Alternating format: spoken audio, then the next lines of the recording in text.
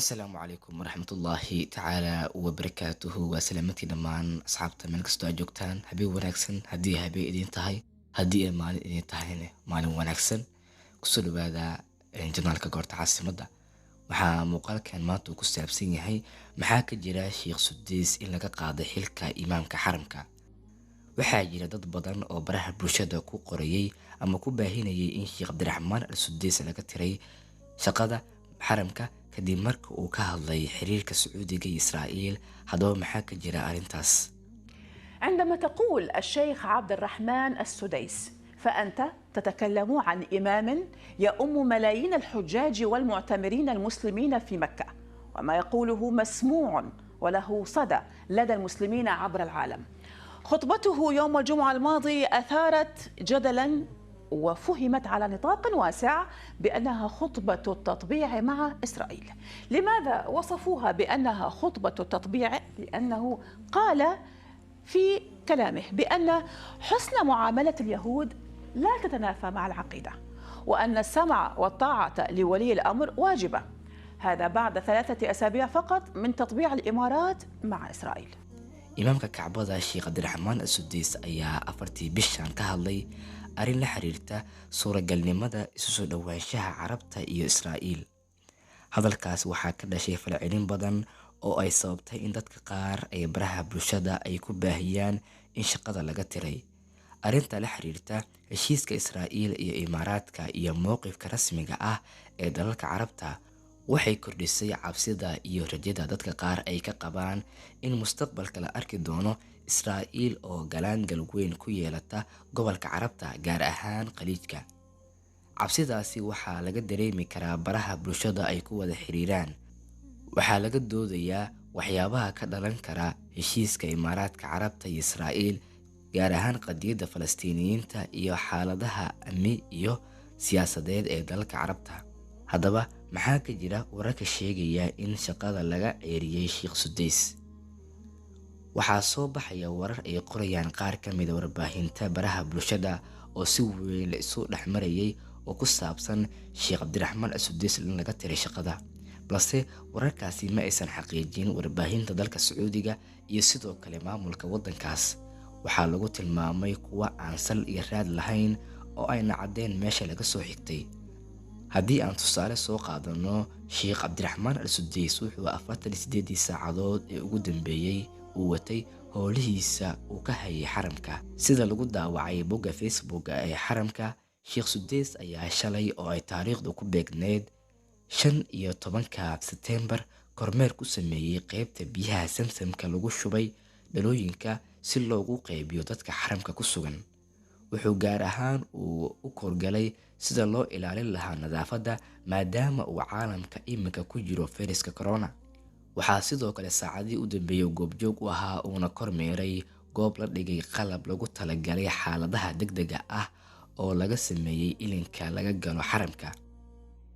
sidoo kale 9kii bishan waxaa bogga rasmiga ah ee Al-Xarameyn lagu qoray dad yar oo ay si macno la'aan ah u fasireen khudbadda Sheikh Cabdiraxmaan Al-Sudeys.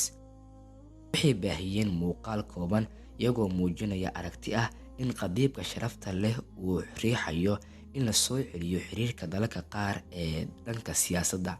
qoraalka waxaa sidoo kale lagu sheegay qadiibka waxa uu ka hadlay in ay wanaagsan tahay xiriir fiican oo dhexmara dadka diimaha kala duwan iyo xufaladii uu nabiga calayhi salaatu wasalaam la lahaa yahuudda ku nooleed Madiina, iyo sidoo kale in ay joogteeyaan wanaagga uu islaamku faray ee qulubta dadka kale ku hogaamisa in diinta islaamka ay aqbalaan ayaa ku xusan warbixinta bogga Al-Xarameyn. Sheikh Cabdiraxmaan Al-Sudeys ayaa si caadi ah u sii watay shaqada imaamka oo mararka qaar wuxuu tujinayay salaadaha sida muuqaalada ay baahinayaan boggaasi lagu daabacay. taasi waxay meesha ka saaraysaa arrinta ah in Sheikh Cabdiraxmaan Al-Sudeys laga joojiyay howlaha uu ka hayo labada masjid ee barakeysan ee Kacbada iyo Nabawi. maalmo ka hor dadka baraha bulshadu ay ku wada xiriirto ayaa waxa ay isla dhexmarayeen muuqaal qadiibka xaramka Maka Cabdiraxmaan Sudeys, gaar ahaan dadka Twitterka isticmaala kuwaas oo qaadanaya muuqaal ay soo gooyeen khudbadda Jimcaha ee Sudeys jeediyay, halkaas oo ay dadku isku dhaafsanayeen fahamka ku aadan alwalaa walbaraa iyo xiriirka uu nabiga calayhi salaatu wasalaam la lahaa yahuudda. Sudays ayaa yidhi sida ku cad muuqaal la soo jaray waxaa ka mid ah digniinaha muhiimka ah ee masaa-isha caqiidada ah in dadka aynan faham dhab ah ka haysan mowduuca alwalaa walbaraa, iyadoo dadka ay isku qaldaan iimaanka qalbiga ee in lagu dhaqmo wanaag marka ay timaado xiriir ka dhexeeyo shakhsiga iyo dowladaha. من التنبيهات المفيدة في مسائل العقيدة عدم الفهم الصحيح في باب الولاء والبراء، ووجود اللبس فيه بين الاعتقاد القلبي وحسن التعامل في العلاقات الفردية والدولية، إذ لا يتنافى مع عدم موالاة غير المسلم. ka hor inta uusan qadiibka khudbadda ku dhammayn ducada uu u duceeyey falastiiniyiinta ayaa waxa uu soo qaatay xadiiska ah caqiidada dhabta ah iyo in la adeeco iimaanka yacni hogaamiyaha. Si ka duwan waxa uu ku tilmaamay qawaariijta xadgudbay iyo axsaabta baadiyeysan iyo kooxaha xagjirka ah ee hubaysa. khudbadda ayaa waxa ay kicisay dood kulul oo ay qaar ka mid ah dadka Twitterka isticmaala iyo siyaasiyiinta carabta waxay hadalka iimaanku ku fasireen uu gogol xaar u yahay in dhowaan dib loo soo celin doono xiriirka Sacuudiga iyo Israa'iil. انتشر على منصات التواصل الاجتماعي مقطع فيديو لإمام وخطيب المسجد الحرام عبد الرحمن السديس.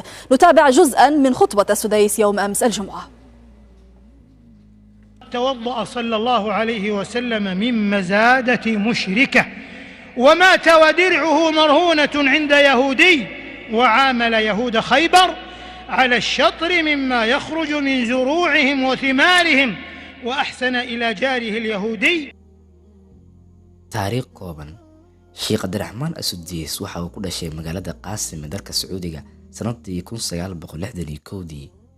wuxuu waxbarashadiisa ka bilaabay magaalada Riyaad. wuxuu Quraanka Kariimka ah ku xifdiyay isagoo jira 12 sano. Sudays waxa uu ka qalin jebiyay kulliyadda shareecada ee jaamacadda Qura sanadii 1982. wuxuu cilmiga shareecada ka qaatay shahaadada PhD-ga sanadii 1995. waxaa loo magacaabay imaamka masjidka Al-Xaramayn sanadii 1984 isagoo jira 22 sano. Sheekha waxa uu ka mid ahaa culimadii ama mucallimiintiisa sare ee wax ka dhigay jaamacadda Qura. sanadii 2012 waxaa loo magacaabay madaxa guud ee qaabilsan arrimaha xarameynka, yacni masjidka nebiga iyo xaramka.